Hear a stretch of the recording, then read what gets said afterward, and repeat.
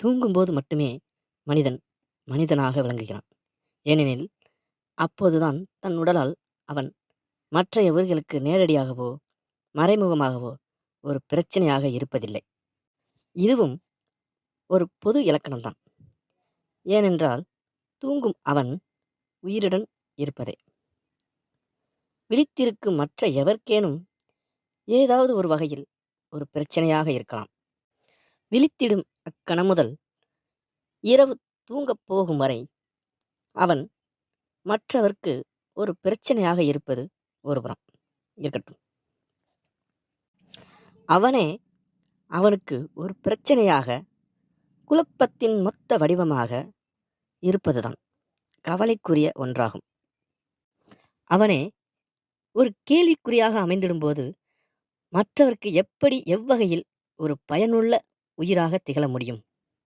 இப்போது தான் யார், தன் கடமை என்ன, தன் பிறவியின் பயன் என்ன என்பன போன்ற கேள்விகளை எழுப்பிக்கொண்டு அதற்கான விடைகளை அவன் காண்பதற்கு முன் அதற்கான முயற்சியை மேற்கொண்டாகில் அதுவே அவனை மற்ற பிறவிகளிலிருந்து தனித்து காட்டும், ஏன் உயர்த்தியும் காட்டும்.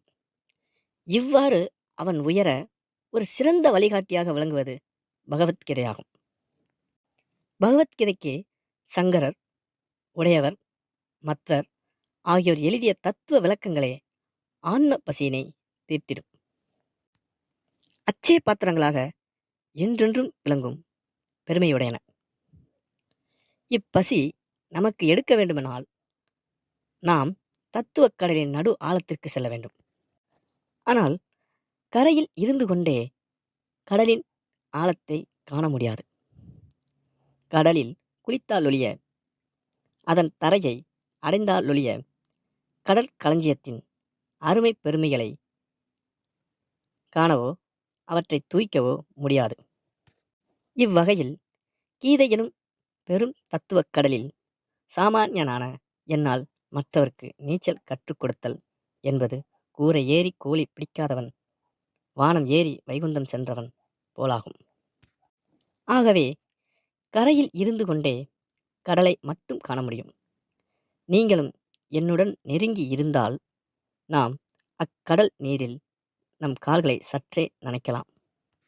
ஆம், கீதையை பற்றிய இத்தொடர் கீதையை பற்றி ஓரளவுக்கு தெரிந்தவர்களுக்கு கூட அல்ல, கீதையை பற்றி வெறும் காதால் அறிந்தவர்களுக்கு மட்டுமே ஆகும். நீரின் பயம் தெளிந்தால் நீந்துவதற்கு பயம் இருக்காது.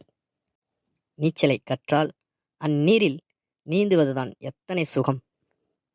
சுகமா சுமையா என்பது நமது முயற்சியை, ஆர்வத்தை பொறுத்தே அமையும். கண்ணில்லாத திருதராச மன்னனும் பாண்டு மன்னனும் அண்ணன் தம்பிகளாவர். இவர்களின் குமாரர்களான முறையே துரியோதனன் உள்ளிட்ட கௌரவர்களுக்கும் தர்மராஜன் உள்ளிட்ட பஞ்ச பாண்டவர்களுக்கும் நாட்டு உரிமையின் பேரில் போர் ஏற்பட்டது. இப்போர் அதர்மத்திற்கும் தர்மத்திற்கும் ஏற்பட்ட போராக கருதப்பட்டது.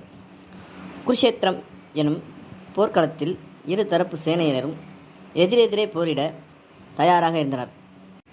இப்போது பஞ்ச பாண்டவர்களில் ஒருவனான அர்ச்சுனன் தன் தேரில் அமர்ந்து தன் தேரோட்டியான கிருஷ்ணனிடம் தான் போரில் எதிர்த்து போரிட வேண்டிய எதிர்த்தரப்பு சேனை தலைவர்கள் யாரென அறிந்து கொள்ள விருப்பமுள்ளதாகவும் அவர்களின் முன் தன் தேரை கொண்டு சென்று நிறுத்துமாறு விண்ணப்பிக்கிறான்.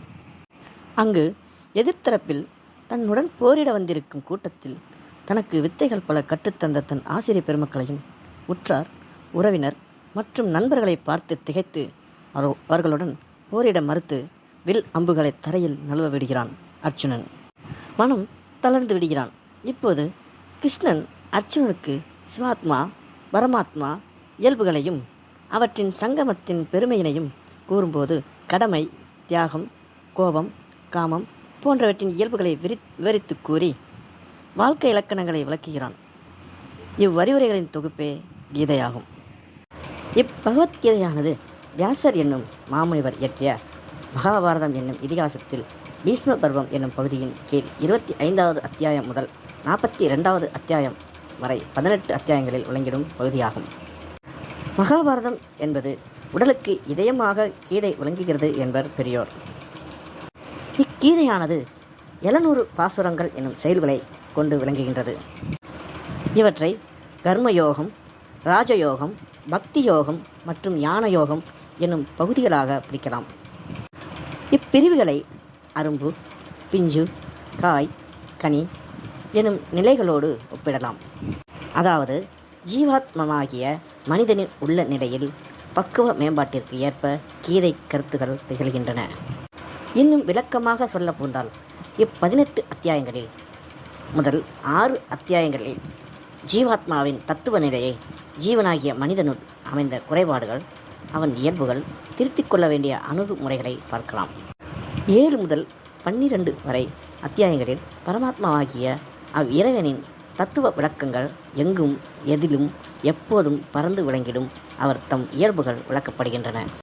13 முதல் 18 அத்தியாயங்களான இறுதி 6 அத்தியாய பகுதியில் ஜீவாத்மா, பரமாத்மா ஆகிய அதாவது மனிதனுக்கும் இறைவனுக்கும் உள்ள உறவு, அவ்வுறவு இணைய வேண்டியதின் அவசியம் விளக்கப்படுகிறது.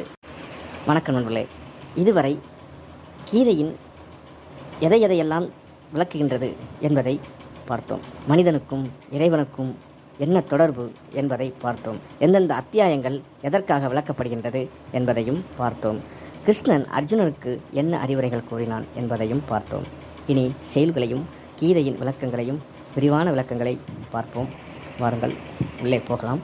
மீண்டும் நாளை தொடரும். நன்றி.